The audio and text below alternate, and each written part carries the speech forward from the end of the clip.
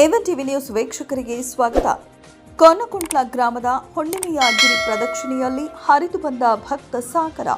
ಚಿಂತಾಮಣಿ ತಾಲೂಕಿನ ಮುಂಗಾನಹಳ್ಳಿ ಹೋಬಳಿಯ ಕೋನಕುಂಟ್ಲ ಗ್ರಾಮದಲ್ಲಿರುವ ಶ್ರೀ ಲಕ್ಷ್ಮೀ ವೆಂಕಟರಮಣ ನರಸಿಂಹಸ್ವಾಮಿ ದೇವಸ್ಥಾನದಲ್ಲಿ ಹುಣ್ಣಿಮೆಯ ಅಂಗವಾಗಿ ವಿಶೇಷ ಗಿರಿ ಪ್ರದಕ್ಷಿಣೆ ಕಾರ್ಯಕ್ರಮವು ಅದ್ದೂರಿಯಾಗಿ ಜರುಗಿತು. ಗಿರಿ ಪ್ರದಕ್ಷಿಣೆಗೂ ಮುನ್ನ ಸ್ವಾಮಿಗೆ ವಿಶೇಷ ಪೂಜೆ ಹಾಗೂ ಅಭಿಷೇಕಗಳನ್ನು ನೆರವೇರಿಸಲಾಯಿತು. ನಂತರ ದೇವಸ್ಥಾನದ ಮುಂಭಾಗದಲ್ಲಿ ದೀಪಾರಾಧನೆ ಮಾಡುವ ಮೂಲಕ ಕಾರ್ಯಕ್ರಮಕ್ಕೆ ಚಾಲನೆ ನೀಡಲಾಯಿತು.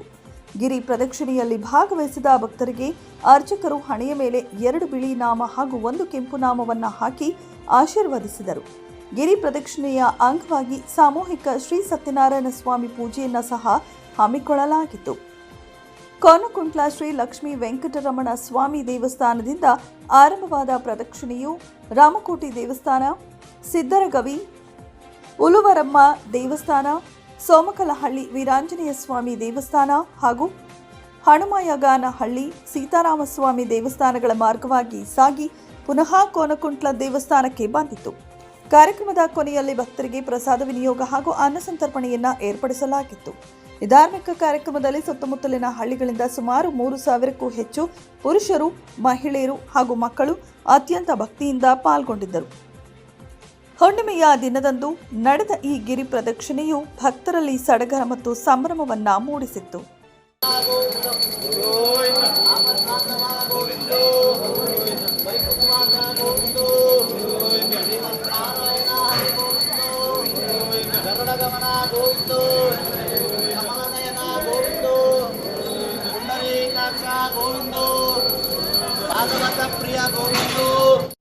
ಸತೀಶ್ ಅನಿಜಪ್ಪೆ ಸತೀಶ್ ಅಂತ ಹೇಳ್ಬಿಟ್ಟು ನಾವು 10 ವರ್ಷದಿಂದ ಬಟ್ಲಲ್ಲಿ ಗ್ರಾಮ ಪಂಚಾಯತ್ ಸದಸ್ಯನಾಗಿರುತ್ತೇನೆ ಹಾಗೂ ಈಗಿನ ಕೃಷಿಕ ಸಮಾಜದ ಖಜಾನ್ಸಿಯಾಗಿರುತ್ತೇನೆ.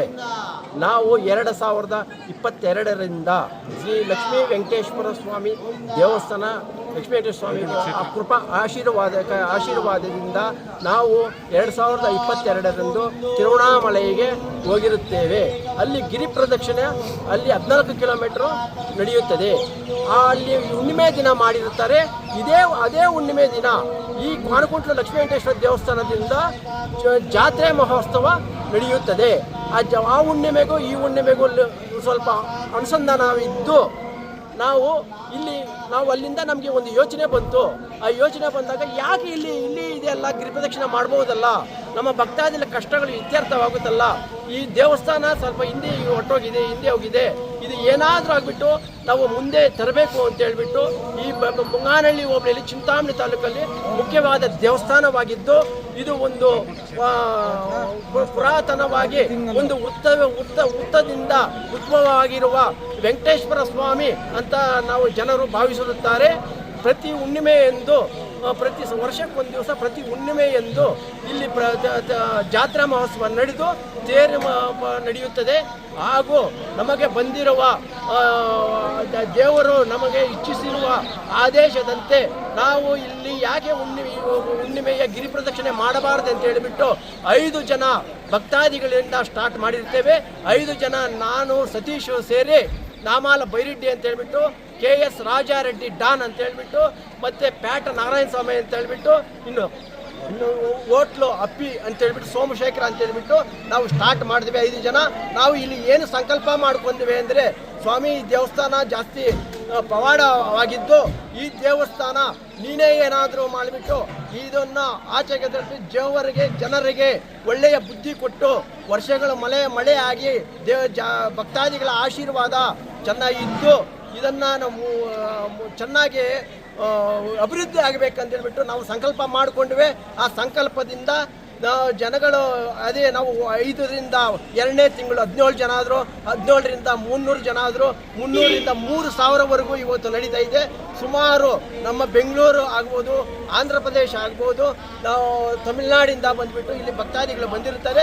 ಇಲ್ಲಿನ ಉದಾಹರಣೆ ಹೇಳ್ತೀನಿ. ಒಬ್ಬರಿಗೆ ಮಾನಸಿಕವಾಗಿ ಅಲ್ಲಿ 3 ನಾಮ ಹಾಕೋವರೆಗೆ ಮಾನಸಿಕವಾಗಿ ಅಸ್ತಸ್ವರಾಗಿರ್ತಾರೆ. ಅವರಿಗೆ ಇಲ್ಲಿ ಬಂದು ಸೇವೆ ಮಾಡಿದ್ದಕ್ಕೆ ನೀವು ಬೇಕಾದರೆ ನಿದರ್ಶನ ಕೇಳಬಹುದು.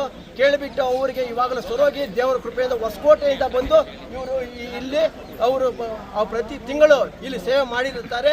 10 ವರ್ಷಗಳಿಂದ ಮದುವೆಯಾಗಿ ಅವರಿಗೆ ಮಕ್ಕಳಿಲ್ಲ, ಅವರು ಬೇಡಿಕೊಂಡ ಮೇಲೆ ಅವರಿಗೆ ನಿದರ್ಶನ ಇದ್ದಾರೆ, ಕೇಳಬೇಕಾದ್ರೆ ಕೇಳಿ. ಅವರಿಗೆ 10 ವರ್ಷದ ನಂತರ ಇಲ್ಲಿ ಗಿರಿ ಪ್ರದಕ್ಷಿಣೆ ಮಾಡಿದ ಮೇಲೆ ತಿಂಗಳಿಗೂ ಅವರಿಗೆ ಮಕ್ಕಳಾಗಿದ್ದಾರೆ. ಅವರು ಇದು ಆನಂದ ಅಂತ ಹೇಳ್ಬಿಟ್ಟು ಇಲ್ಲಿದ್ದಾರೆ ಪುರ ಜನರ ಅವರವರ ಪ್ರಾರ್ಥನೆಯನ್ನು ಬೇಡಿಕೊಂಡು ಈ ಭಟ್ರಳ್ಳಿ, ಇದು ಪಾನಕುಂಟ್ಲು ಭಟ್ರಳ್ಳಿ ಗ್ರಾಮ ಪಂಚಾಯತಿ ಗೋಡಂಪಲ್ಲಿ ಮುಜರಾ ಆಗಿದ್ದ ಲಕ್ಷ್ಮೀ ಸ್ವಾಮಿ ದೇವಸ್ಥಾನ ಸಾಯಂಕಾಲ 5 ಗಂಟೆಗೆ ಪ್ರತಿ ಹುಣ್ಣಿಮೆಗೆ 5 ಗಂಟೆಗೆ ಸ್ಟಾರ್ಟ್ ಆಗಿ ಇಲ್ಲಿ ದೇವರ ಗಿರಿ ಪ್ರದಕ್ಷಿಣೆ ಇಲ್ಲಿಂದ ಸ್ಟಾರ್ಟ್ ಆಗಿ ದೇವರಿಗೆ ಅರಿಕೆ ಮಾಡಿಕೊಂಡು ಹುಲ್ಲೂರಮ್ಮ ದೇವಸ್ಥಾನ, ಸಿದ್ಧಗವಿ ದೇವಸ್ಥಾನ, ಸ್ವಾಂಕ್ಲಹಳ್ಳಿ ಕ್ರಾಸ್ ಆಂಜನೇಯ ಅಭಯಾನ ದೇವಸ್ಥಾನದಿಂದ ರಾಯಿಪಲ್ಲೆ ಕೋದಂಡರಾಮ ದೇವಸ್ಥಾನದಿಂದ ಬಂದು ಇಲ್ಲಿ ಯಜ್ಞವಲ್ಕ ದೇವಸ್ಥಾನದಲ್ಲಿ ಪೂಜೆ ಪುನಸ್ಕಾರಗಳು ಮಾಡಿ ಇಲ್ಲಿ ಬಂದು ಅವ್ರ ಕೋರಿಕೆಗಳನ್ನು ಬೇಡಿಕೊಂಡಿರುತ್ತಾರೆ. ಬೇಡಿಕೊಂಡು ಪ್ರತಿ ತಿಂಗಳು ಸತ್ಯನಾರಾಯಣ ಪೂಜೆ ನಡೆಯುತ್ತದೆ. 151 ರೂಪಾಯಿ ಇರುತ್ತದೆ. ಅನ್ನದಾನ ಭಕ್ತಾದಿಗಳು ಅನ್ನದಾನ ಸಂತರ್ಪಣೆ ಯಾರಿಗೆ ಬೇಡಿಕೆ ಈಡೇರುತ್ತೋ ಅವರು ಉಚಿತವಾಗಿ ಅನ್ನ ಸಂತರ್ಪಣೆ ಮಾಡುತ್ತಾರೆ. ಅದರಿಂದ ಹೆಚ್ಚಿನ ಭಕ್ತಾದಿಗಳು ಇಲ್ಲಿ ಭಾಗಿಯಾಗಿ ಲೋಕ ಕಲ್ಯಾಣಕ್ಕಾಗಿ ಪ್ರಾರ್ಥಿಸಿ ಎಲ್ಲರಿಗೂ ಒಳ್ಳೆಯದಾಗಬೇಕಂತ ಹೇಳ್ಬಿಟ್ಟು ನಾವು ಇಚ್ಛೆ ಮಾಡಿಕೊಳ್ತಿದ್ದೇವೆ.